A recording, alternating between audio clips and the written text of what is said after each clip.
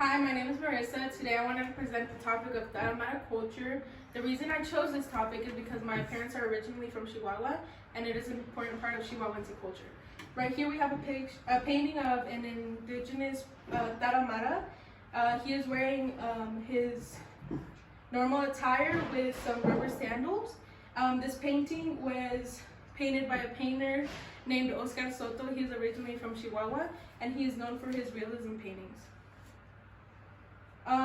The Tarahumara indigenous group is one of the largest indigenous groups in North America, still practicing their culture, and the reason being is because they learn to adapt their culture in the modern world. Today I wanted to talk about the Tarahumara origin, who they are, what they do, and where they come from. And I also wanted to talk about what they are known for and its importance in their culture. And then lastly, I'm going to talk about the struggles faced due to climate and isolation. So right here to your left, we have a picture of two Tarahumara Indians. According to Tarahumara.com, the Tarahumara Indians have been in Chihuahua for 2,000 plus years. And according to the Milwaukee Public Museum, they still have over 100,000 Tarahumara Indians living in Chihuahua, Mexico, and that makes them the largest indigenous group in North America. According to cultureandhistory.com, the majority of the Tarahumara Indians live in Barranca del Cobre, which is located in Chihuahua, Mexico.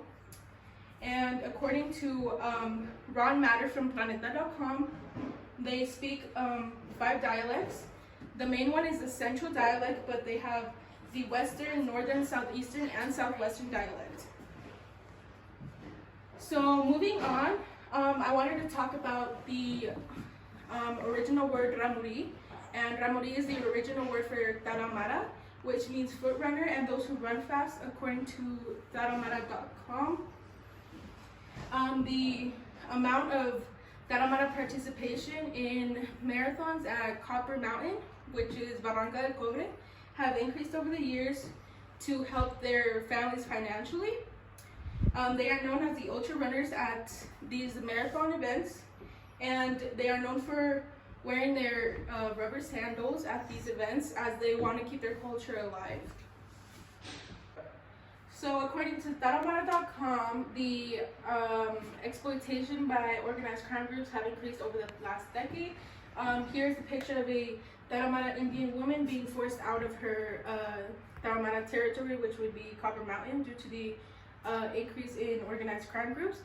The organized crime groups have targeted the Tarahumara community because they are being known for or being recognized for their long distance running, and the organized crime groups use this to benefit them by helping them cross drugs over the border. Here on the right picture, we have an elderly indigenous woman.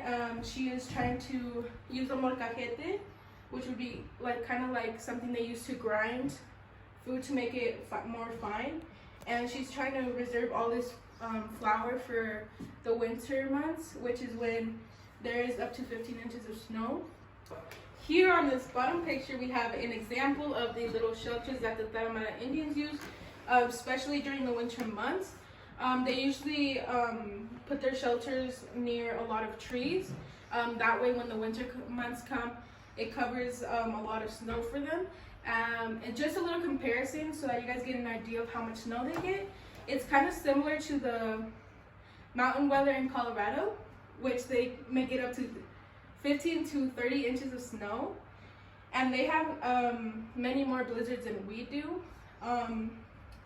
This harsh weather causes them to have little to no access to resources such as doctors and medicine, and due to this reason, the number of mortality rates in infants and older indigenous people have increased over the last decade. The Tarahumara indigenous group is the largest group of indigenous people in North America left, and the reason being is that they learned how to adapt their culture into the modern world without fully losing their culture, which is something beautiful because we are able to share this culture to many people that still don't know about it, and we can raise awareness. And I just wanted to share with you guys the beautiful culture the Tarahumara have, and this is just a small piece of the beautiful Chihuahuense culture. Thank you.